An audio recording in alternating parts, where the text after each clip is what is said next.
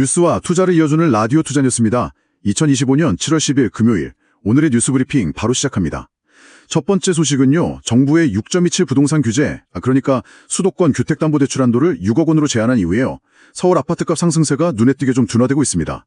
특히 송파 헬리오시티 전역 84제곱미터 같은 경우는요, 규제 직후에 무려 5억 이상 하락해서 22억 원에 거래된 사례가 나왔다고 하네요. 네, 이게 그 강력한 대출 규제가 바로 시장에 좀 찬물을 끼얹는 그런 모습인데요. 거기다 또 한국은행이 기준금리를 연 2.5%로 동결했잖아요. 이것도 좀 부동산 시장 과열 우려를 잠재우려는 의지가 반영된 걸로 보입니다. 그럼 투자 관점에서 보면 이건 어떻게 봐야 할까요? 단기적으로는 뭐 건설주들이 좀 조정 압력을 받을 수 있겠죠. 하지만 장기적으로 보면요, 이게 또 공급 위축 가능성 때문에 반등 기대감도 같이 있는 상황입니다. 현대건설이나 대우건설, 뭐 삼성물산, 기레리엔시 같은 이런 대표 건설주들 흐름을 좀 지켜볼 필요가 있겠습니다. 네, 알겠습니다. 다음 소식입니다. 이번엔 AI 반도체 시장인데요. 절대 강자 엔비디아가 세계 최초로 장중 시가총액 4조 달러를 돌파했습니다. 와, 정말 엄청난 기세입니다. 네, 그야말로 천장을 뚫었다. 뭐 이런 표현이 맞을 것 같은데요. AI 반도체 시장의 90% 이상을 점유하고 있는데 올해 2월에 2조 달러, 또 6월에 3조 달러, 그리고 또 바로 4조 달러니까요. 정말 가파른 상승세죠. 실적도 엄청났다고 들었는데요. 맞습니다. 1분기 실적 보니까 매출이랑 순이익 모두 시장 예상을 훨씬 뛰어넘었고요. 하반기에는 또 그 차세대 GPU 블랙웰 공급 확대 기대감까지 더해지고 있습니다. 그래서 뭐 웨드부시 같은 투자사들은 5조 달러, 심지어 6조 달러까지도 간다. 뭐 이렇게 보고 있죠. 와, 정말 대단하네요. 그럼 이런 엔비디아 독주가 우리 관련 기업들한테는 어떤 영향을 줄까요? 아무래도 엔비디아의 부품을 공급하는 파트너사들한테는 굉장히 좋은 소식이죠. SK하이닉스나 삼성전자 같은 기업들 주가에도 긍정적인 영향을 미치고 있고요. 이걸 뭐 AI 반도체 생태계 전반의 성장으로 이어진다고 봐야 합니다. 원익 IPS나 뭐 테스, 한미반도체 같은 관련 장비주들도 같이 주목받고 있는 상황입니다. 다음 소식 전해드립니다. 한국은행 금융통화위원회가 기준금리를 연 2.5%로 또다시 동결했습니다. 이게 좀 의외인데요? 네, 그렇죠. 최근까지는 약간 경기 부양 쪽에 무게를 두는 듯한 모습이었는데 아무래도 수도권 집값 상승세가 너무 가파르다 보니까 좀 급하게 방향을 튼 것 같습니다. 부동산 시장 안정 쪽으로요. 이창용 총재도 직접 우려를 표명했죠? 네, 맞습니다. 가계부채 증가세가 심상치 않다 이런 점을 강조했는데요. 실제로 GDP 대비 가계부채 비율이 거의 90%에 육박하는 상황이거든요. 이러니 뭐 금융 안정 측면을 고려하지 않을 수가 없었을 겁니다. 실제 금통위원들 사이에서도 금리 인하 의견이랑 동결 의견이 꽤 팽팽하게 맞섰다고 하죠. 4명 대 2명이었으니까요. 그럼 이번 금리 동결 결정, 투자 측면에서는 어떻게 해석해야 할까요? 일단 은행들한테 나쁘지 않습니다. 예대 마진, 그러니까 순이자 마진인 NIM이 안정화될 가능성이 높아서요. KB금융이나 신한지주, 하나금융, 우리금융 같은 금융주들에는 좀 긍정적일 수 있습니다.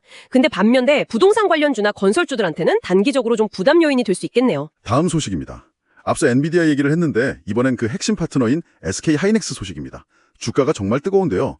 어제도 5% 넘게 급등하면서 29만 7천 원에 마감했고요. 시가총액이 무려 216조 원을 넘어섰습니다. 네, 미친 질주라는 표현이 나올 정도죠. 증권가에서는 2분기 영업이익이 9조 원을 돌파해서 사상 최대 실적을 기록할 거라는 전망까지 나오고 있습니다. 와, 9조 원이요. 대단하네요. 역시 엔비디아 효과인가요? 그게 가장 크죠. 엔비디아의 HBM, 그러니까 고대역폭 메모리를 사실상 독점 공급하고 있잖아요. 그 효과가 이제 실적으로 폭발적으로 나타나고 있는 겁니다.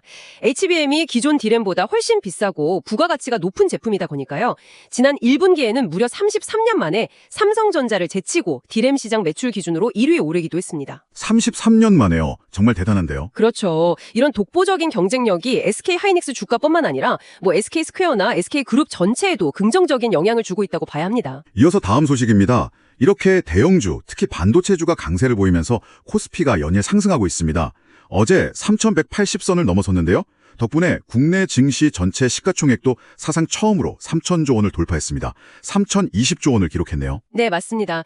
정말 거침없는 상승 랠리인데요. 역대 최고치가 3,316.08이었으니까 이제 한 4% 정도 남은 셈입니다. 말씀하신 대로 SK하이닉스나 뭐 삼성바이오로직스 같은 대형주들이 시장 상승을 이끌고 있고요. 근데 좀 다른 움직임도 있다고요? 네, 그게 좀 흥미로운 점인데요. 이달 들어서 보니까 소형주 지수 상승률이 코스피 상승률보다 더 높게 나타나고 있습니다. 6% 넘게 올랐거든요. 이게 시장 전반의 온기가 이제 중소형주로 좀 확산될 수 있다는 신호일 수도 있고요. 또 정부가 추진하는 주주환원 강화 정책, 여기에 대한 수혜주를 찾으려는 움직임도 좀 활발해질 것으로 보입니다. 네, 시장의 온기가 확산되는 모습이군요. 여기서 잠깐 안내 말씀드립니다. 이런 뉴스를 매일 받아보고 싶으시면 구독해 주시고요. 좋아요는 저희에게 정말 큰 힘이 됩니다. 또 궁금한 점 있으시면 언제든지 댓글 달아주세요. 자, 다음 소식입니다. 비트코인 가격이 다시 한번 사상 최고치를 경신했습니다. 어제 11만 2천 달러를 돌파했는데요. 약 한 달 반 만에 다시 신고가를 썼네요. 네, 정말 변동성이 크면서도 또 우상향하는 모습인데요. 아무래도 엔비디아로 대표되는 기술주들이 강세를 보이니까 위험자산 선호 심리가 좀 살아나면서 가상자산 시장에도 훈풍이 분 것 같습니다. 실제로 마이크로스트래티지나 코인베이스 같은 관련 상장사 주가도 어제 동반 강세를 보였고요. 그 외에 또 다른 상승 요인이 있을까요? 글로벌 기업들이 비트코인을 계속 사들이고 있다는 점, 이것도 있고요. 또 비트코인 현물 ETF로 자금이 꾸준히 들어오고 있다는 점도 가격 상승을 뒷받침하고 있습니다. 벌써 순유입액이 500억 달러를 돌파했거든요. 이런 흐름 속에서 두나무나 빗썸 코리아 같은 국내 관련 기업들에 대한 관심도 다시 높아질 수 있겠죠. 한국투자증권이나 미래에셋증권 같은 곳도 관련 사업을 하고 있고요. 다음 소식 전해드립니다. 이번엔 통신주 이야기인데요. AI 모멘텀과 주주 환원이라는 두 개의 날개를 달고 주가가 탄력을 받고 있다는 소식입니다.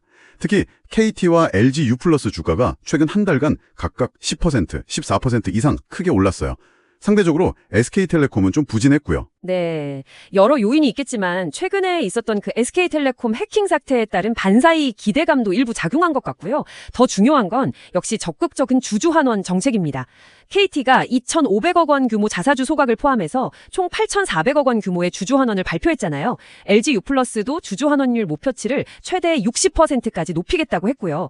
이런 점들이 투자 매력을 높이고 있는 거죠. AI 모멘텀도 있다고요? 그렇습니다. KT 같은 경우는 마이크로소프트랑 손잡고 클라우드 사업을 추진하고 있고 또 AI 전환 컨설팅 같은 신사업에 대한 기대감도 주가 상승의 동력으로 작용하고 있습니다. 다음 소식입니다. 우리나라가 곧 초고령 사회, 그러니까 65세 이상 인구 비중이 20%를 넘는 사회로 진입하게 되면서 금융지주사들이 요양산업을 새로운 격전지로 주목하고 있다는 소식입니다. 네, 이른바 4천조 원 규모로 추산되는 거대한 시니어 시장을 선점하기 위한 경쟁이 아주 치열해지고 있습니다. 이미 진출한 곳들도 꽤 있죠? 네, KB금융은 KB골든라이프케어라는 자회사를 통해서 이미 평창카운티나 은평빌리지 같은 실버타운과 요양시설을 운영 중이고요. 하나금융도 하나더 넥스트라이프케어를 출범시켰고 신한금융 역시 신한라이프케어로 전환해서 사업을 확장하고 있습니다. 최근에 동양생명이랑 ABR생명 인수를 마무리한 우리금융도 조만간 요양 관련 자회사를 설립할 예정이라고 밝혔죠. 정말 금융사들의 새로운 먹거리가 되고 있군요. 맞습니다. 앞으로 이 금융 노하우와 헬스케어 서비스를 어떻게 결합해서 차별화된 시니어 플랫폼을 구축하느냐, 이 경쟁이 본격화될 것으로 보입니다. 다음 소식입니다. 삼성 디스플레이가 애플의 첫 폴더블 아이폰에 들어갈 OLED 패널 전용 생산 라인을 구축 중이라는 소식입니다. 아산 A3 공장에서 거의 마무리 단계라고 하네요. 네, 이게 성사되면 애플이 내년에 내놓을 것으로 예상되는 인폴딩 방식의 폴더블 폰에 삼성 디스플레이가 수년간 독점적으로 디스플레이를 공급할 가능성이 커 보입니다. 독점 공급이면 정말 큰 건데요. 그렇죠. 이 라인의 생산 능력이 연간 1,500만 대, 7인치대 기준으로 그 정도 될 것으로 예상되는데요. 2020년 애플 폴더블폰 생산량이 한 600만에서 800만 대 정도로 예상되니까 충분한 물량이죠. 세계 최고 수준의 폴더블 기술력을 가진 삼성 디스플레이가 애플이라는 정말 거대한 신규 거래처를 확보하게 되는 거니까요. 삼성 디스플레이는 물론이고 모 회사인 삼성전자 실적에도 상당한 도움이 될 것으로 기대됩니다. 마지막 소식입니다. 통신업계와 전문가들이 우리나라가 AI 강국, 이른바 AI 3위로 도약하기 위한 선결 조건으로 충분한 전력 확보를 꼽았다는 소식입니다. 네, KT OA 포럼에서 나온 이야기인데요. 결국 AI 데이터 센터를 운영하려면 막대한 전력이 필요하기 때문에 이 문제를 해결하지 않고서는 AI 강국은 좀 어렵다는 지적입니다. 데이터 센터 전력 소모가 그렇게 큰가요? 네, 상상을 초월할 정도라고 하죠. 그래서 AI 데이터 센터의 전력 수요를 국가 전체 전력 수급 계획 안에서 좀 별도로 특별 관리하고 관련 인프라를 선제적으로 확충이나 한다는 목소리가 높습니다. 그리고 GPU나 냉각 시설 같은 AI 인프라 투자에 대해서 세제 지원을 좀 확대하고 규례도 완화해야 한다는 요구도 함께 나왔습니다. 데이터 활용 촉진도 필요하고요. 그럼 이게 또 새로운 투자 기회가 될 수도 있겠네요. 그렇죠. AI 데이터 센터 확산에 따라서 전력 인프라 투자가 확대될 수밖에 없기 때문에 한국전력이나 LS전선, LS일렉트릭, 또 효성중공업, 두산에러빌리티 같은 전력 인프라 관련 기업들에게는 새로운 사업 기회가 열릴 수 있다는 분석입니다. 네, 오늘 다양한 뉴스들 살펴봤습니다. 이상으로 라디오 투자 뉴스였습니다. 감사합니다.